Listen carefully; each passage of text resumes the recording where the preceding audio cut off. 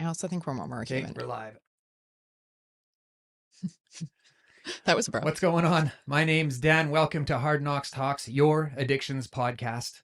On January 18th, the Saskatchewan government announced they will no longer be providing funding for safe illicit drug use supplies or informational material on safe drug use.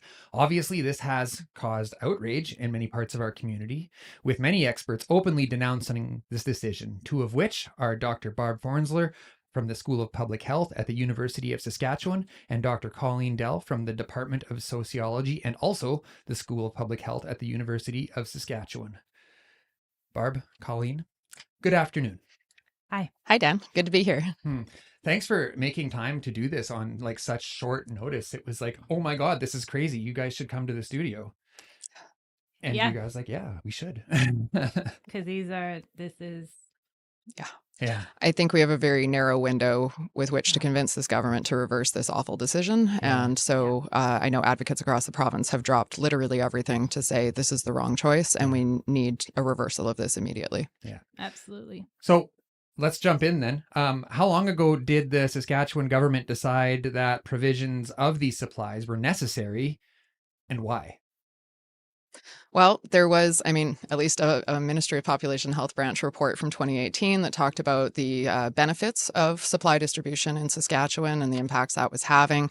Of course, prior to that, we know there's lots of research that has been happening across Canada for many, many years in the evidence base that shows that providing sterile equipment to people who use substances reduces disease transmission, increases connectivity with service provision, and as we know, harm reduction saves lives, but that there are many functions that this provides, not the least of which is connecting people with health service providers and care provision. So to eliminate all of those pathways through this unilateral decision is horrific. Frankly, it is horrific. Mm-hmm. Yeah. Colleen? Yeah. And so, of course, there's not hard to find literature to say this, as Barb has just said. It's absolutely unequivocally in the literature that what they have done and that decision that has been made is in opposite in the face of the evidence. So I just pulled up one because I just want to read some of this because it's so very clear, right? In the wording. This is from the Working Group on Best Practice for Harm Reduction Programs in Canada. It came out in 2021. This includes the voices of people with lived experience. It includes community service providers, as well as academics and so forth. So this was around needle and syringe distribution.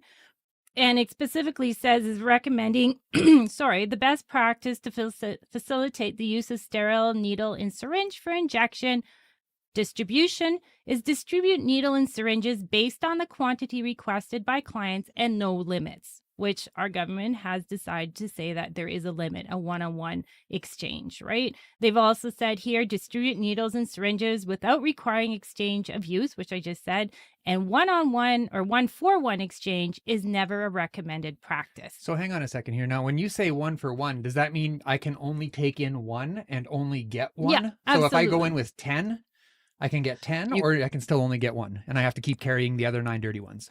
You could get 10. Okay. For 10, but Okay. it has to be a one-for-one exchange, which is a model that, as Colleen mentioned just now, it has failed in any environment it's been tested in. So what does that mean, fail?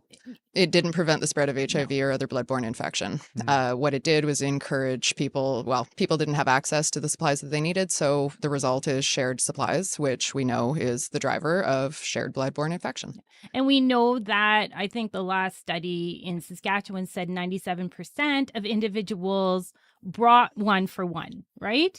So that means there's this 3% of the population. Why would we not continue to give to that very high need population that are not able to bring in their own? I don't understand for that 3%, why would we make a decision other than the fact that a lot of attention from what I've read, at least from the release, is about sending a message. And that is the absolute wrong message. That's that exactly we want to what I saw too. They were very focused on the message they were sending. And I'm curious as to who they were, who are they sending this message to? Like, who are they concerned about hearing this message? Not clear, but I suspect that they have a perception of their party base that is not actually accurate. When we look at the Saskatchewan Drug Task Force report that came out, there was widespread support across the province of Saskatchewan in both urban and rural communities for harm reduction practices, for harm reduction supplies. the community of people and citizens in Saskatchewan want an evidence-based approach to addressing the harms of substance use in this province. They've been asking for it for years and years and trying to advocate for it. And I'm not sure who they were appealing to other than themselves. And I think, as frontline advocates will say, the message that goes to the community, the person who needs it, is that you don't care about me because now I can't give you a clean needle. You could yesterday, but you can't today. So what message is to that person? And I don't know. I don't know. What does the data say since the introduction of that provision all those years ago? And was there a marked reduce in harms? Yes. Yes. Yeah. Sorry for asking I mean, the I think topical questions. the obvious, totally. right? But Yeah. I think one of the challenges, as as I've said in other spaces too, one of the challenges around this kind of decision is that it is so irrational. To try and provide a rational response is a challenge. It literally flies in the face of 25 years of best practice evidence in this country. It doesn't make any sense, and it will not achieve their aims. So it just doesn't make sense, which is why I struggle sometimes to have a rational, clear argument in response to this kind of willy-nilly decision making. Do we have any numbers? We do. Yeah. And for sure. And if you look back even at, so I'm going to age myself here, 25 years. And we were trying to deal with the same issues more at the federal level at that time when the work I was doing. But it was just like, it's these same, like at that time, and what we're trying to do now is to reduce the number of HIV and hepatitis C, right? And so much work has gone towards like, and things have been done in a good way. However, in our own province, we know we have the highest rates. So in the face of that, I can't really wrap around my mind and understanding around why this decision was made. When we look at the ability to reduce HIV infection, hepatitis C infection, it's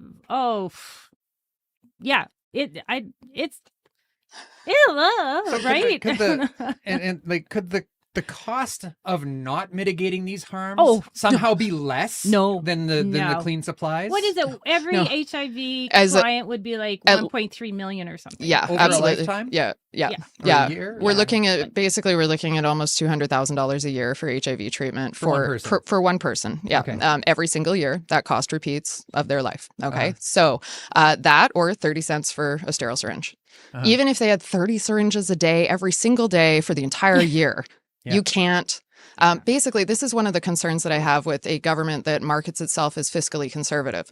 Acute care, such as treatment beds, are the most expensive aspect of the entire health system. Treatment, once someone has acquired a disease, is also the most expensive part of the healthcare system. So where are they dumping all the money? Into acute care, and they're not preventing any harms or reducing any harms because they seem ideologically opposed to supporting people in this province. So 30, I did some math while you were talking. Oh, thank you. Good. I don't have a calculator brain, so that's why I work in qualitative research. Me neither. I have a research. calculator for me. Excellent. Do you remember our high school teachers telling us we wouldn't have calculators in our pockets? Too bad. Anyway. Screw you, Miss Guzman. I'm still glad I memorized the quadratic formula. Yeah.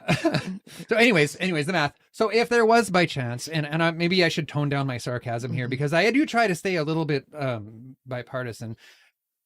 But if you were to use 30 syringes a day every day for a year, you would cost the government $3,285.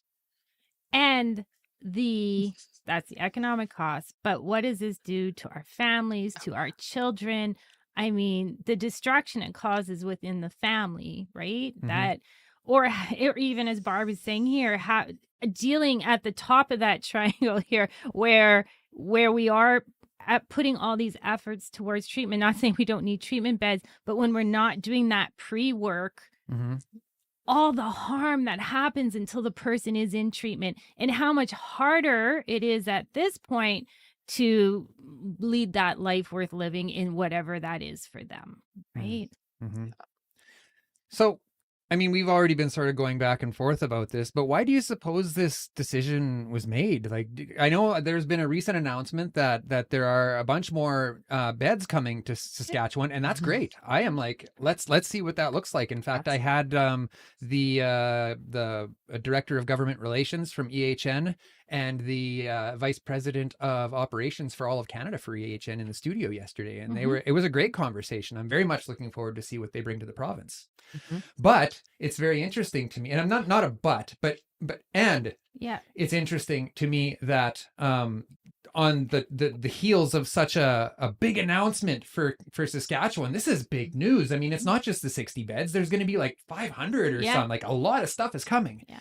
But now they're like, and we're yanking this. How do I put it? This might be contentious, I guess, but No, I know, not me ever. Anyway, but yeah, I mean, what's going on here is not okay. But what we've seen over the last 15, 20 years in Saskatchewan is the defunding of our public health system, which has left us short of treatment beds and spaces. It has left us without an appropriate continuum of care, let alone a recovery-oriented continuum of care. So we've seen these disparities. So of course, now we are reliant on contracting with private health providers who can provide an appropriate treatment environment, which, by the way, is not actually fiscally more conservative than doing it through an appropriately funded public system. But I will pause on that. But I will suggest that when there is profit to be made in the recovery industry, harm reduction supply provision and reducing the harms people are experiencing may reduce the profit margin for that treatment provider. And I will leave that there. And I'm going to add to that, not that specific point, but when I look at the plan now, the action plan for our province, one of the 3 pillars is this recovery, right? So the recovery-oriented system of care. And that is something, it's interesting because I'm not 100% sure I'm not sure at all, how you can take one component of that system, right, and just say, no, that's not part of the recovery care continuum. So the recovery care continuum, for example, it includes pre-treatment. This would be considered pre-treatment. Absolutely, treatment is important, without a doubt. But this includes pre-treatment. So how can you be supporting or proposing this recovery-oriented system of care and not adhering to each of the components of it? And again, we can have all the literature to show what does a recovery-oriented system of care, what does that actually look like? And we'll get to that a little bit later on. That is in the line of questioning here. But for now, let's take a minute and have a look at today's sponsors. The Advancing Interprofessional Management of Substance Use Disorders in Saskatchewan program, or AIMS-SK, is offered through the College of Medicine at the University of Saskatchewan and is designed to deepen healthcare professionals' understanding of substance use to improve health outcomes for individuals with substance use disorders. This program consists of 3 modules, including the foundations of harm reduction in substance use disorder, opioid use disorder, and alcohol use disorder. If you are a healthcare professional in Saskatchewan and wish to reduce stigma and better serve those with substance use disorder, look for the AIMS-SK link in the description below.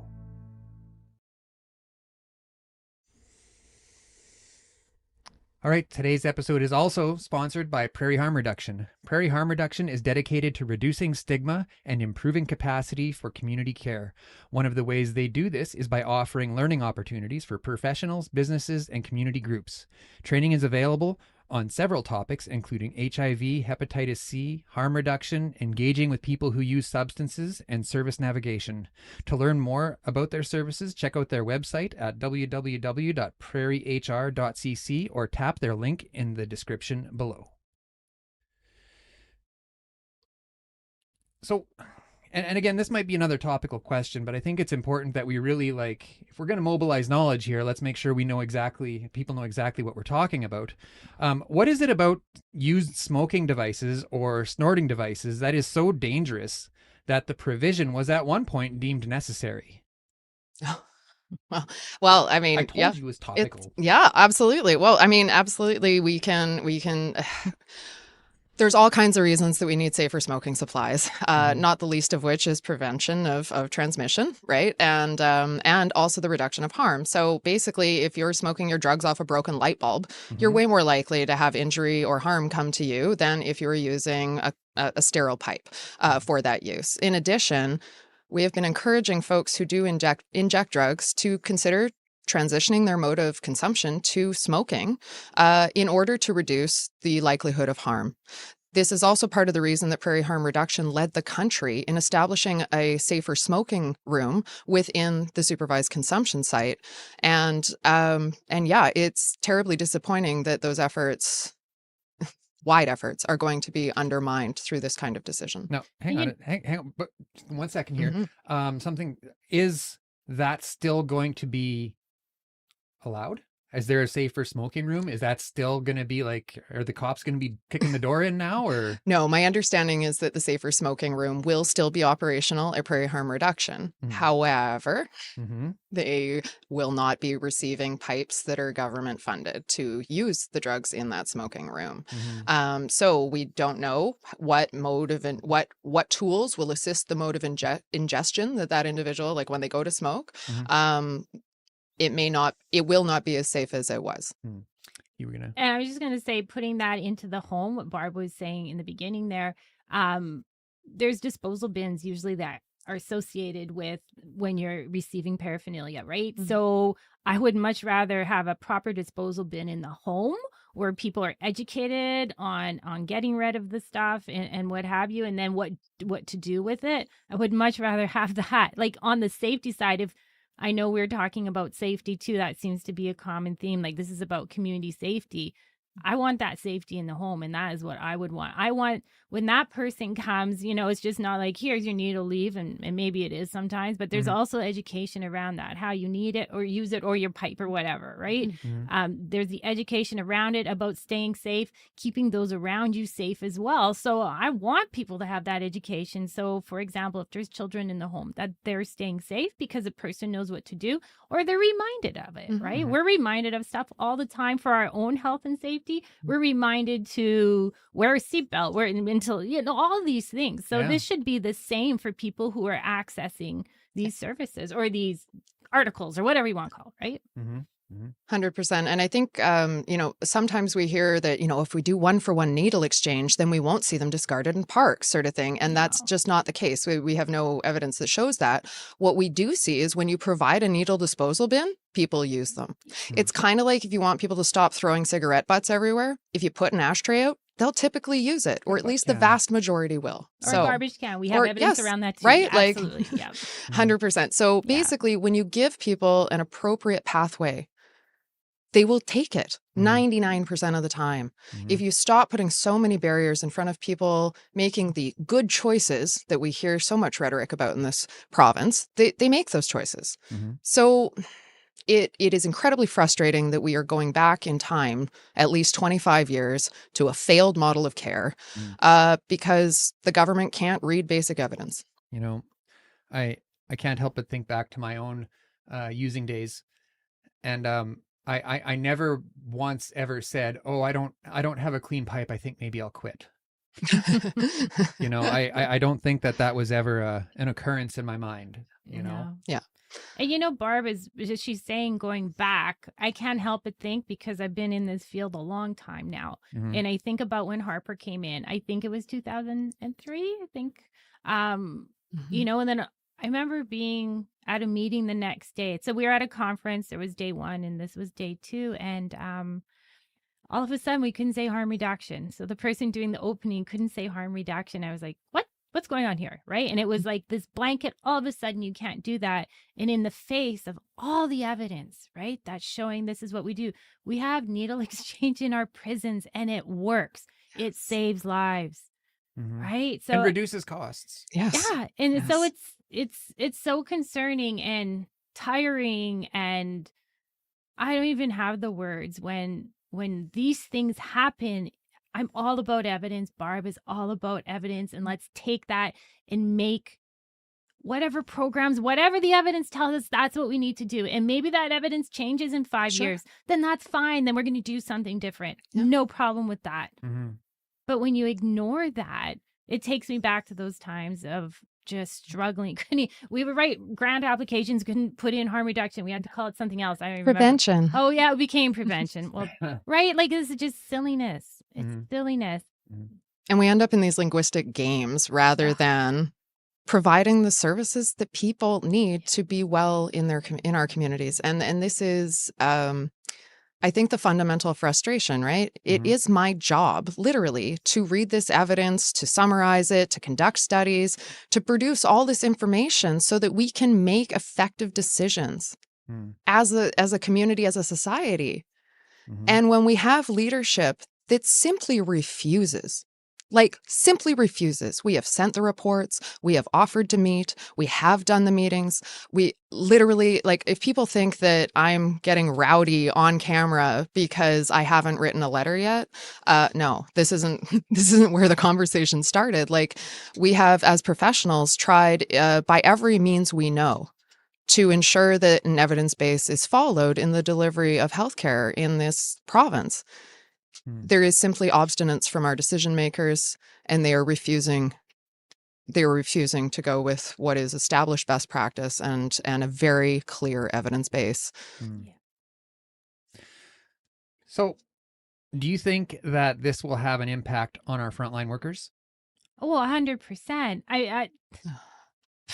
All I was thinking about yesterday is what is that frontline worker going to do when they don't have that needle or whatever is going on? They're not able to support that client. The anger that's going to come, and they're the ones that have to brunt that message to say, I think they are basically saying, no, you don't matter, right? You matter if you go to treatment. You matter if you're going to fit into this box, but you don't matter if you're going to use right now with that dirty needle. I think about those frontline workers, and I mean, this is a field where people cycle out because it's hard. It's really hard. And I've done it myself, and then I dabble back in, right? Because you can only do this for so long. I can't imagine being on the front line right now with not having even a program or a process in place to at least inform the clients and make alternatives. It's just like saying, you can't have heat tomorrow, Colleen. No, right now, as of tomorrow, you're not going to have heat in your house. I need a plan. I may not be the best example, but I don't know. I need that heat to live right now in Saskatchewan. That person needs that needle right now to live in Saskatchewan. Yeah. And it's just gone. So what are those frontline workers left? I mean, I think of, terms like moral injury or what have you. It's hard enough to do that job. Moral injury. Unpack that. Moral injury is when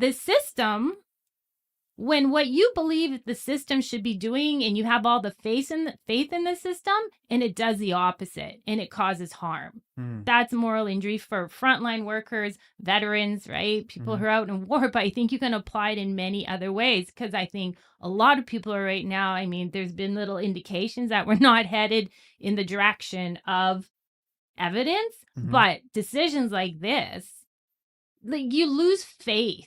That why are we doing what we're doing? And we need to do even more of it now, but why do we continue to do what we do and produce all this evidence, work with people with lived experience, have them on our team? Why do we do this if no one's going to listen? And you're going to do the opposite. Yeah, I mean, honestly, if you wanted a policy that would immediately increase the infection and HIV rates across Saskatchewan, this would be it. Well, I was sort of wondering that myself. Is the cost of, and we already touched on this, is the cost of treating HIV cheaper than the needles and we keep referring to needles, but it's not just the needles, it's all of the paraphernalia or devices or what would you, I don't know. Sterile water and cookers and basically ways that we can make substance use safer, filters, things like that overall, this is a biomedical practice, evidence-based practice that makes drug use slightly safer in the hope that we can keep people alive. That's the goal. I mean, again, let's go back. What drives substance use? Trauma, unresolved trauma, and a lack of support. So what we're literally saying to people is you have to just fix your trauma independently before you come to our treatment center where we're going to further fix your trauma. Like, it doesn't make any sense. There's just, again, I'm struggling to put together sort of a rationale for why we shouldn't go this way, because it's absolutely, utterly nonsensical. And it is not evidence-based. And it's, as I've said many times, when you take an ideological position on a health concern and you insist that your moral values are more important than other people's life, so you're saying the only solution is abstinence, people die. We know that. We know that from 100 and some years of the ongoing war on drug users. It's not a war on drugs. You can't wage a war on inanimate objects. But this ongoing war on drug users, if punitive approaches were going to work and abstinence-only approaches were going to work and were effective, we wouldn't be in a mental health and addictions crisis in Saskatchewan now. We've had over 100 and some years of this. We've had more than 100 years of this, and it's not working. So the evidence we have most strongly is that this absolutely does not work and is an abysmal failure of an approach to reducing health harms. Barb, like saying, like, even if somehow we could magically fix that trauma, or that person's at that place where that trauma is getting addressed, we are in a time, an economic time, where we cannot barely live in housing. People cannot find housing or continue in their housing because of the costs, right? The mental health, in part because of COVID and all the other things, trying to access services. Again, so saying, yeah, we're going to have treatment beds, that is not helping that person on top of trauma and everything that's happening. There is this whole system. There's a criminal justice system. There's a social welfare system. There's the child welfare system. All of these are pushing against that individual and creating that tension, and they're not getting the services that they need if you looked at this as a whole, right? So it's I don't even know. I don't know. Like, I think as people who value evidence, who've spent their lives training to conduct this research, to work in this field, it's a real challenge to see folks who don't know anything about this field make terrible decisions and not seem to care, I guess, is really, at the end of the day, not seem to care. I also find it disappointing that we heard this announcement about 150 new treatment beds for 3 budget cycles. There was absolutely no movement on any of that. We got a new plan, and I put that in big air quotes because it was mostly an announcement brag about additional funding, which were needed because of inflation and the inadequacies in their underfunding for the last 10 years. So it's not really, you shouldn't be bragging about record investments when it was you that reduced the system to shreds to begin with. So we've got all this sort of going on, and I think I've lost my thread because I'm just like, it's just so much, right? It really is. It's like, it's so simple, but I think we struggle to find an understanding as to why a decision like this is made. And, even asking the question, Dan, about the staff, I'm thinking, imagine being a staff, like a researcher right now in the government, or being the ones that had to help write that report. I mean, they are full of knowledge. Many have worked in the field for a very long time. And how disempowered do they feel? And how do they feel about their jobs? Because now, like, obviously, if you're writing a brief or something to the minister, it's not being listened to, and that evidence is not being looked at. Right? And I think Canadians have been very clear that they don't want political interference in their relationship with their healthcare provider. It's just not it's not supposed to be about politicking. I critique this party because they have made terrible decisions that are not based on evidence and seem to be rooted in ideology. Any party that did this, I was ticked right off at the BC NDP's attempt to fucking undermine decrim pilot study going on there. I mean, I will absolutely critique any leadership that is not working from an evidence-based practice. And so, people are like, oh, are you against the SASK party? And I'm like, I'm against terrible decision-making that's uninformed and leading people into greater harm. In this case right now, yes, that is SASK party leadership within our ministries. Anything to add, Colleen? Nope. Nailed it. You nailed it. So, and I think you touched on it here, but let's make darn sure. Was there any consultation that you're aware of with the academic experts or the community organizations, some which you've already mentioned, or people of lived or living experience that we're aware of before this decision was made? Not that I'm aware of, or at least I certainly didn't hear about any consultation regarding this Because let me decision. tell you, the media sure consulted you as soon as this, like yesterday, it was like, I'm on CBC and I'm on it's a media frenzy. Yep. So like people, it is known that Barb will talk about this, yes, and is educated. Yeah. Well, and I do try to make myself available. I do see it as part of my role. Yes, like I said, I have this opportunity to work in this field. It is my full-time job to learn this information and to share it with others.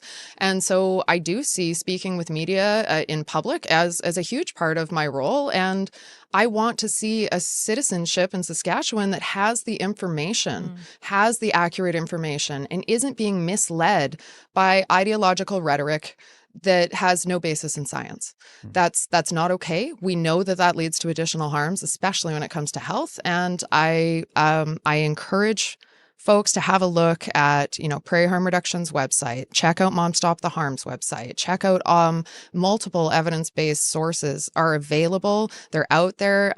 Look at Katie's website, particularly. Just Google CATIE, and there's tons and tons of information out there. So it is disappointing that leadership that is paid to make these decisions didn't even align their decision with a Google search. There is a lot of, I wouldn't say consultation, but there's a lot of chatter. There's a lot of people consulting with each other right now across the country as to how did this happen? Why is this happening? And so this has gone national. Oh already. My gosh. Yeah. People are just, absolutely. They're just kind of floored that this would happen, right? In the face of what our evidence tells us. And I think that takes us back to that recovery-oriented system of care. And you can't just pull one part of it or redefine it however it makes sense for whatever ideological, moral, or whatever the reason is. I have no idea. Okay, we're going to get into the recovery-oriented system of care in just a minute, but before we do that, I just want to shout out a few more of the wonderful organizations that bring stability to this platform. If you are looking, or if you are struggling with the substance use of a loved one or have tragically lost a loved one to drug-related harms, reach out to Stronger Together Canada peer-led support groups by Mums Stop the Harm. If you are in search of private inpatient addictions treatment, check out Prairie Sky Recovery Centre located in Leipzig, Saskatchewan. If you are looking for help with criminal record suspensions, the Elizabeth Fry Society of Saskatchewan covers all associated costs for women or gender-diverse individuals to apply for criminal record suspension. Reach out to Chelsea at 306-668-0635. To make contact or to learn more about today's sponsors, check out our new merch, or if you want to show us some love and buy us a coffee, all of those links are in the show notes below. So, Colleen. Can we just go back to the consultation one? Because I just had a thought there, like, the 10-year plan for Saskatchewan mental health and addiction, when the commissioner went and did all this incredible community consultation, right? Like it went on for a year probably. And then we had this 10-year plan that was supposed to sunset. I thought it was in 2028. I could be wrong. 2024. It was 2024? Yeah. Okay. So now, well, of course. But they hadn't initiated any consultation for a new one, so we weren't sure if we were just going to have a sort of grandfathered plan for a while, and then suddenly we had an announcement. Right? And so if you look back at the original one, and of course, I remember the consultation, but I also remember it being about being patient first. There was a lot of attention to client patient first, and that means the individualized approach, right? Which this flies in the face of, obviously. And then that plan also spoke a lot about evaluation and the need for evaluation and evidence to inform what we're doing, whether it was treatment or prevention or whatever was going on. But again, so you have 10 years in this incredible process that happened in our province where so many people had so much input. And it's kind of like, well, shouldn't we be building on that? You can't just like shut the door on it and again pull out an aspect to kind of twist, right? An aspect that you want to focus on. So it's bewildering to me. I think bewilderment is a great term. Yes. Yeah, it just came to me now. Nice. I like that. It has wild in there. So. I think bewildered was definitely the reactions that I heard from many people. Like, what? This doesn't make any sense. Why would you do this? Causing a lot of chatter. And you don't want to do that to your field. As I think you said earlier, Barb, you're displacing the attention where it needs to be. I wonder where our attention could be if not for on this. Like, I can't see this happening. I can't see this, like, what are they? You know what? I'm not going to jump down the conspiracy rabbit hole. Anyways, so it would appear that the Saskatchewan government is trying to shape what recovery looks like in Saskatchewan. Would you agree? Yes. With your expertise, what do you think an appropriate recovery-oriented system of care should look like? And question. And I know I told you it was coming. I know you knew it was coming too. Do you think that there are any unique needs in Saskatchewan in particular? Can I answer, Barb? Yeah. Oh, please go first. You can both answer. Yes. I just want to say recovery is about connection. And I just want to, that to me, in all my years, quarter century, that's my true belief. And that's the evidence has shown me that. And of course, I have to say this now with the dogs as well. It's that connection that people make that makes a difference for them in their lives. And many people we have worked with have made to that point where they're not using. Not all, but many have, right? To that abstinence, if that's what you want your goal to be. But it's that connection. And so connection to a higher spirit might be connection to the animals, to the land, to yourself, to humans, right? Whatever that is. So when you're going in to get that needle, you're having a very positive interaction, hopefully, and more than likely 99% of the time, with a frontline worker who's understanding and shows you that compassionate care, right? That person may not have that for the rest of the day as they survive, right? They're having that, and it's that care and that compassion that is going to lead to change for that individual. End of story. That care and compassion, if you do not have that, I don't know how you move forward, right? You have to have that support and that connection that they're making through getting that needle or whatever's going on there. That is what's the foundation for their change. So you kind of just took away, for the most vulnerable population, a positive, supportive interaction in their day.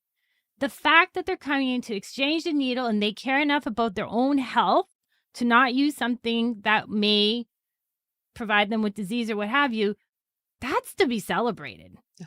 That is a big win. And that's what those frontline service providers do. It's a glimmer of hope. It is hope. And hope is part of the recovery of care system. Hope is a huge part of recovery. Recovery from our work, hoping to live a life without substance use, but at this point that there's optimism that you can get to the point where you won't be using, but again, not necessary. Understanding that it's a process, right? And people may not want to get to that point again, and that's contentious, whatever. We're not going to talk about that, but it's about the hope that they have that there's something better for them to live their life the way they want, right? That feels good, that's healthy, that they feel cared for.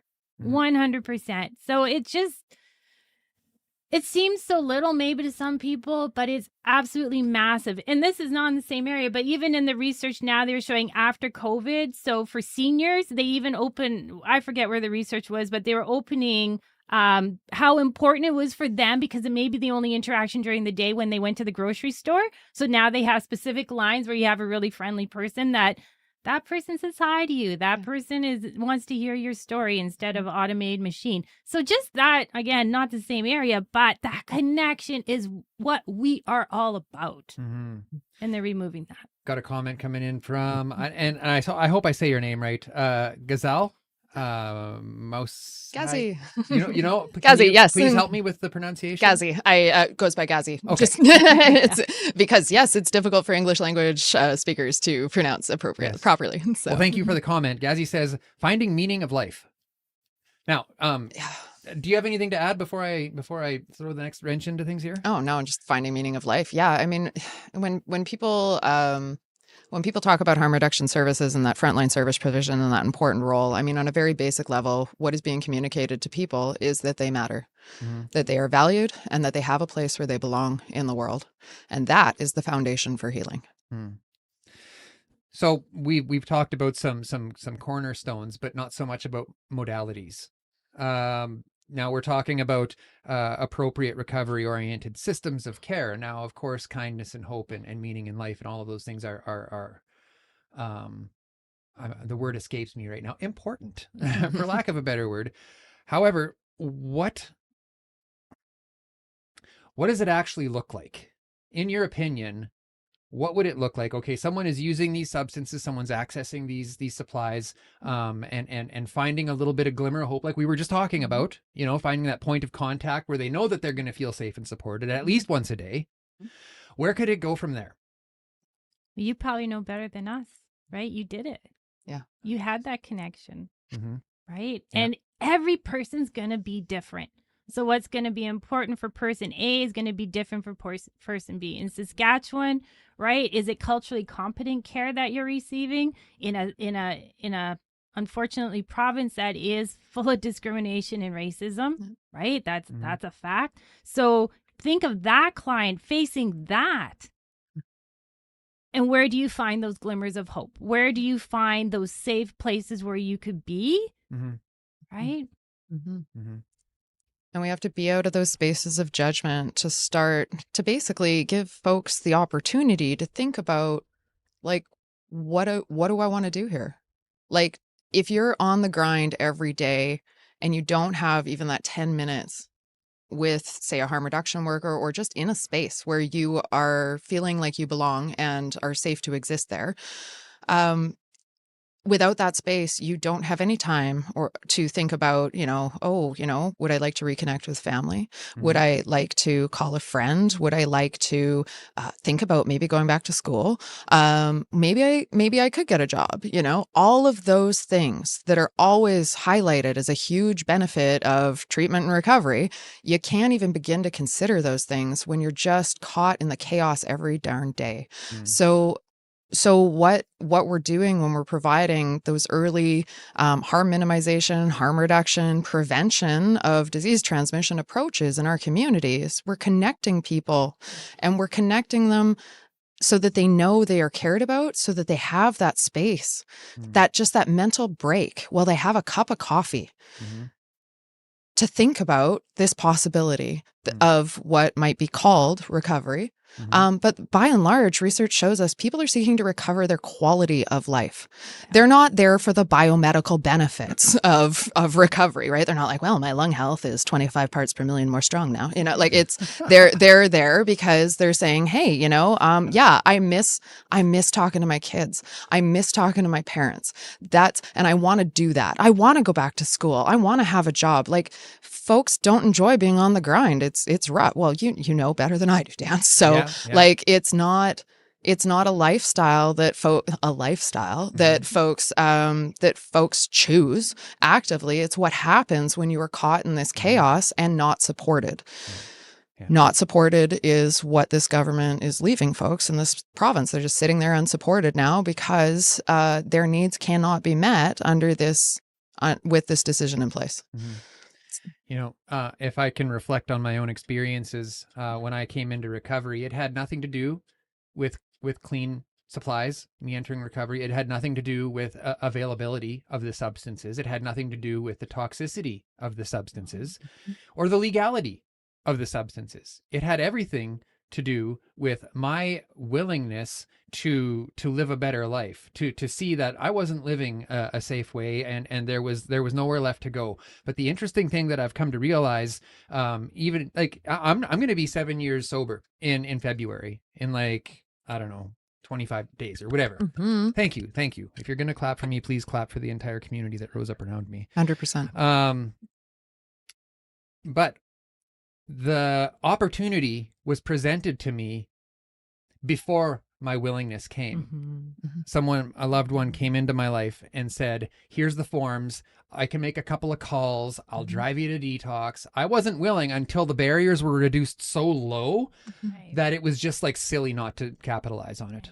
And that's what a harm reduction worker could do in a frontline service provision role, right? Like that's why we want system navigators, outreach people, like all of these different roles that we have on that front end. Clean supplies, stay for the hope. Yeah, you know, really, like Yeah. 100%. You know, the Canadian Centre on Substance Use and Addiction did our first in Canada recovery survey in 2018. And two of the key findings in there was, number one, recovery looks so different for everyone. So what worked for one person may not work for the other, which is good. Everybody's individualized. And number two, the barriers at the start were almost insurmountable, right? And it was when they reduced those barriers, exactly what you said there. It was like, that's when they were able That's harm reduction. to move forward. That is harm reduction, right? So it is those. And then I know another finding was once they were in recovery for whatever, how they were defining leading a life that made sense to them and felt healthy for them, barriers weren't a problem anymore. These are things that they could get around and they could work around. They weren't insurmountable problems. That's it. They weren't insurmountable. Let's not make it all rainbows. No. But they were not insurmountable. These are things that they could now deal with. But in the beginning, I still hate filling out forms. I I know. still hate automated calling systems. but in the beginning, if they're insurmountable, you're going to stay where you are. And that was like a very strong finding. That was across Canada. What can people do if they want to advocate for the reversal of this decision? All right. Well, I'm Here just comes gonna. Barb. Here we go. I'm like, what can you do? Really, truly, write to your MLA. You need to let them know that you disagree with this. Don't only write to those in power, though. Copy the NDP critics on it, because unfortunately, this has become a political football, and it's going to. And we're in an election year, so I'm sure it's coming. So be sure to make your views known to any political leadership that you can. Make these views known to your municipal leadership as well. And don't be afraid to reach out to your federal member of parliament, because they may have an ability to influence the conversation too, by either direct funding supplies in Saskatchewan or finding routes to support the people in Saskatchewan. Because I think at a national level, we've recognized that this is an essential service within our health system. So even if our province refuses that. So immediately, like, I know everyone's like, write a letter. And I'm like, no, really, go write a letter. Like, send a letter. Just even, I strongly object to what's going on here. Send something so that they have some numbers, so that they have some understanding. I mean, if we can absolutely obliterate the charter rights of youth in Saskatchewan over 18 letters, I'm pretty sure that we could see some change on this if enough people get loud enough. So doing what we can. Additionally, though, right now what's going to end up happening is that these supplies are going to have to be paid for through donation. So I know folks have donation fatigue at this point. I know that everyone is hurting economically in times of inflation. Anything that you can do. 30 cents buys a needle. Okay? Anything will be welcome at both the overdose prevention site in Regina and the SCS here in Saskatoon, supervised consumption here in Saskatoon. So those are Prairie Harm Reduction, and in Saskatoon in Regina. Neo Jotun, I apologize, Friendship Center, and yes, and that's why we end up calling it OPS and SCS, and then we're not just naming. But yeah, my pronunciation is awful, and I mean no disrespect to that wonderful service that is operating in Regina. They have saved many, many lives and reduced many, many harms. And it absolutely needs to keep operating. So people in Saskatchewan have always been generous when it comes to supporting each other. We are founded on cooperatives, frankly, in this province, and it is one of our greatest strengths. We can use that strength now by supporting each other through charitable donation, through getting loud and advocating. Yes, share on your social media. Put a sign in your window. Talk to your friend about it who's share like, this episode. You know, yes, share this episode, of course. And 100%, right? Yeah. But like, anything you can do to keep this conversation on the radar, to demand change from this government, is a good thing. We have to do it. And I'm also going to be asking very strongly for our news media in this province to keep asking those questions of, why is this decision being made? What evidence did you use to inform this decision? And so on, rather than accepting the press room answers that are so often offered. So all of us need to get thinking critically about this, and recognizing any leadership that we might have aligned to needs to hear from us that this is not okay, we don't support it, and we want supply distribution in Saskatchewan.